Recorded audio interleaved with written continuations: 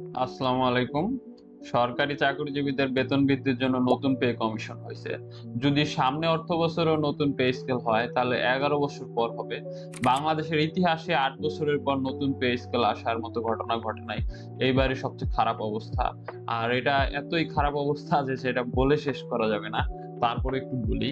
ধরেন BCS ক্যাডারদের basic হলো ৳২২,০০০। তো ২০১৫ সালে ৳২২,০০০ যে বাজার করা যেত ২০২৫ সালে সেটা করতে প্রায় ৪২-৪৩ হাজার টাকা লাগে।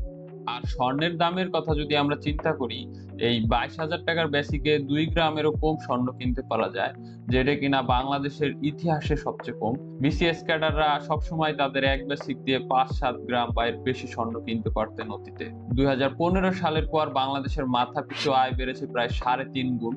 সেই তুলনায় চাকরিজীবীদের বেতন একই আছে। তো এই স্কেলে একটা মূল সমস্যা ছিল যে ইনফ্লেশনটা অ্যাডজাস্ট করতে না পারা।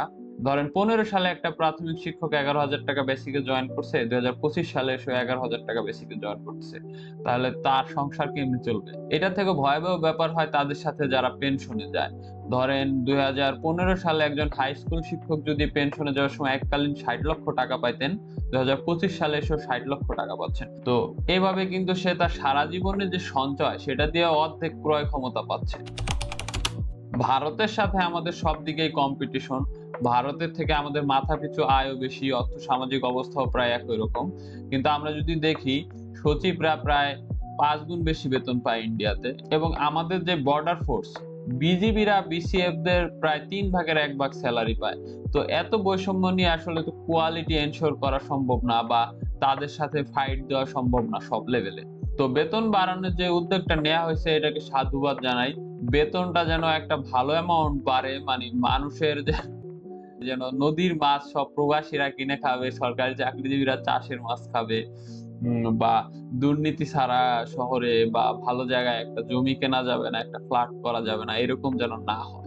আর সবথেকে বড় ইম্পোর্টেন্ট যে বিষয়টা খেয়াল রাখতে হবে যারা সরকারি চাকরিজীবী আছেন, মুদ্রাস্ফীতিটা যেন সাথে, সাথে অ্যাডজাস্ট হয়ে যায়। ভারতের পে স্কেলে এরকম একটা সিস্টেম রাখা হয় যেন মহার্ঘ ভাতা প্রতি ৬ মাস অন্তর, অন্তর অ্যাডজাস্ট করা হয়। এর ফলে যতটুক জিনিসপত্রের দাম বাড়ে তাদের মহার্ঘ ভাতাটা ওইভাবে বেড়ে যায়। তারা কিন্তু নতুন পে স্কেল দেওয়ার ৬ মাস পর থেকেই তাদের মহার্ঘ ভাতা এড হয়। আমাদের মতো ৫-১০ বছর ওয়েট করে মহার্ঘ ভাতা দেয় না। এইভাবে হতে পারে অথবা পুরা এই স্কেলটাই ভ্যারিয়েবল থাকতে পারে। প্রতি বছর স্কেল চেঞ্জ হয়ে যাবে। নতুন মুদ্রাস্ফীতি আসবে, মুদ্রাস্ফীতির সাথে স্কেল চেঞ্জ হয়ে যাবে। কারণ ইনক্রিমেন্ট দিবে আপনার ৪-৫% কিন্তু মুদ্রাস্ফীতি হবে ৮-৯%। তখন প্রতি বছর কি আপনার সেলারি কমবে? আপনি এক্সপেরিয়েন্স গেইন করতেছেন বা আপনার দক্ষতা বাড়তেছে, অভিজ্ঞতা হচ্ছে। আপনি কেন কম বেতন নিবেন পরবর্তী বছরে? আর পেনশনে যারা যাচ্ছে তারা তো পুরাই ধরা। ৬ মাস পর, পর মুদ্রাস্ফীতিটা অ্যাডজাস্ট হয়ে গেলে সরকারের উপরও একবারে কোনো বাড়তি প্রেশার পড়বে না। আর এই পত্র-পত্রিকাগুলো এ ধরনের গরম, গরম লেখার সুযোগ পাবে না।